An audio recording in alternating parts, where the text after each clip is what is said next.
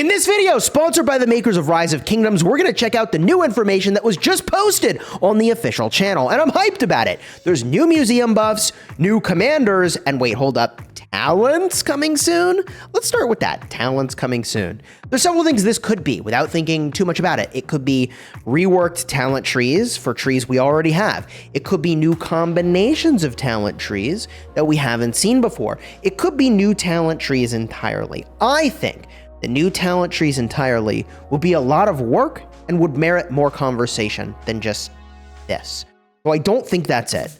And I feel like if they're just reworking talents that we've seen in the past, that probably would just be a patch note. I think what they're telling us here is we're getting a new talent combination, like infantry mobility, which feels pretty counterintuitive, but I think we are due for infantry, and infantry mobility I don't think is something we have, is it? So if that is the case, okay, I mean, do I think infantry mobility would be good? No, not particularly, actually.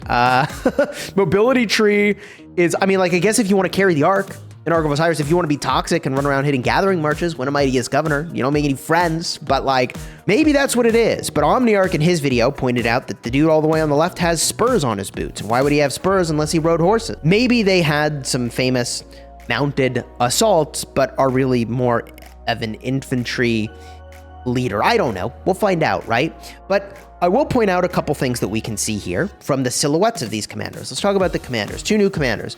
I think these are mightiest governor commanders, personally. I do think we are due for new civilizations soon, but they haven't talked about it at all in a long time. Normally they talk about this. We're very much due for a new civilization, but I don't think this is it. Why? What we're looking at over here is Roman influence, and the first person to point this out to me was War Daddy Chad. I also saw in Omniarch's video that he pointed out this sword is exactly the same as the Skippy sword, the epic version of CPO. I think this little scroll looks awfully familiar from like Pericles, but the helmet design is really the giveaway here. I think he's Roman. The dude on the left potentially is Nordic. I think he's got like potentially like a huge beard going on. I don't know, is that a beard or is that hair? Can't really tell, but he's got an axe.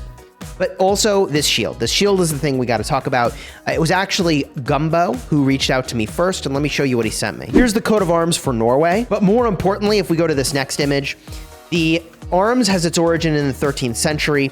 At first, it's just a golden lion on a red shield. Boom. The silver axe came later. So maybe it is someone before the axe was added, symbolizing Olaf II here, the eternal king of Norway. Could be. Omniarch in his video points out that, hey, guess who else has a red, shield with a lion on it? It's Nevsky. So I'm inclined to believe, though, based on the silhouettes, we're looking at someone of perhaps Viking persuasion. Am I excited for new commanders? Of course. I think they're likely to be infantry. We previously got an infantry garrison with Gorgo, so we're probably due for an infantry rally. Well, let's talk about something that we can actually see the complete picture for, and that is the new museum buffs. Guan Yu, 5% attack, 10% defense. Honestly, I don't feel like I could ask for much more for a commander that is already arguably meta for infantry. That said, new infantry coming into the game could finally bump out Guan Yu. I mean, his silence is really powerful. So will these buffs be enough to keep him relevant? It all depends on the power level of the two new commanders, if they are in fact infantry. Hyped to see defense here, would rather have seen health, but overall this is a really, really on-point museum buff. The attack feels completely unnecessary, but is what it is. I guess they didn't want to make Guan Yu too tanky. On the topic of commanders that are too tanky, this is going to do nothing for Leonidas. 5% march speed, 5% normal damage taken reduction. That ain't it. I think he needed 15% march speed to even open the conversation, and even then he probably needed 15 march speed and 500 damage factor before we could talk about him. So I think Leonidas is so far from meta that I genuinely am not sure I get the value of this, but maybe with testing it will reveal something else. Personally, I feel like he is tragically distant from meta, and I don't think this gets it done. Then you've got, who is this over here? Thutmose. So the Thutmose buff, 3 tiers of museum buffs, 45% attack. So you're looking at another 20% attack. I have heard that Thutmose is actually doing very well. I have not tested that recently myself to see. I think I would like to test it. So when this museum buff comes in game, maybe I'll reach out to someone like Fluffy Pony and be like, hey, yo, you gonna put the relic into this guy? We get a little look-see, you know, hey, we test it. I would like to test this. I'm hearing that Thutmose could be a thing. From there, we've got, what is this? The El Cid buff. Yeah, going from 25% attack to 35% attack, maybe as players, like I personally, as a player, I don't understand that El Cid is meta secretly, but I think he's very far from meta. I think if you put his damage factor boost another 300 and did this attack boost, maybe we're getting closer, but I don't think we're there. So I don't think El Cid is kind of where it's at. And then Esong, I mean, look, this is kind of weird. Esong is getting what, like a 7% damage boost? So from 5% skill damage to 12% skill damage, I think that's fine. But like, here's the weirdness, okay?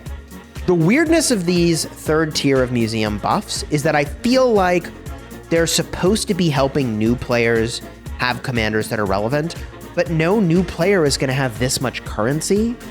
So the thing I struggle with is what the museum buffs are actually intending to do.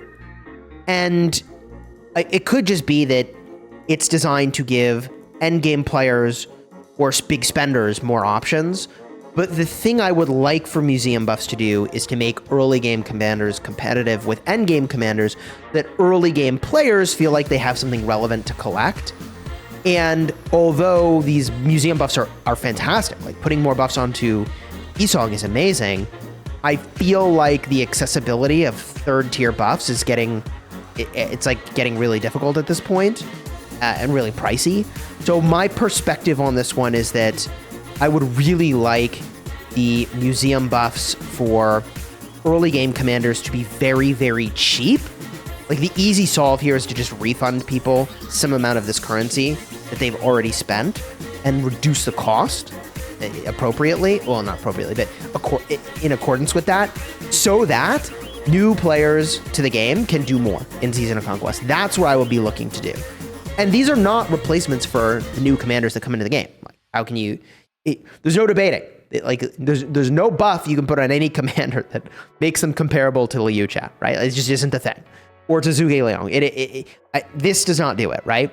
So I would make these buffs way more accessible personally. And then for commanders like Guan Yu and Leonidas, like fine, like charge full price because that's already a Season of Conquest commander. And I get that they're old at this point, but like these are not commanders that new players would have had access to. And so my goal with the museum system will be to make new players feel like they've got something super relevant to do in the early game so that they feel like they are building collection. Because for me, in case you haven't figured it out, collection's a big part of the game for me, all right? I really like community, collection, and quality gameplay. That's what I'm here for. On the topic of collection, they revealed a new event, Armament Reveal Thyself. So I would argue one of the biggest flaws of the armament system is the randomness or lack of information associated with what you are getting. Here, it sounds like in this event, you are basically going to have some amount of information about the armament revealed. You can then buy that armament, and the rest of the information will become available to you as you unlock the armament. I think anything that reduces the randomness of the armament system is a win. So we'll see how we feel about this event, how easy it is to get this currency that you use to play the event. And also, it looks like, hey, you know, skip the epic armaments because, I mean, are these even epic armaments? Actually, no, there are epics in here. Yeah, I'm going to skip all the epics for obvious reasons. Unless there's, oh, wait.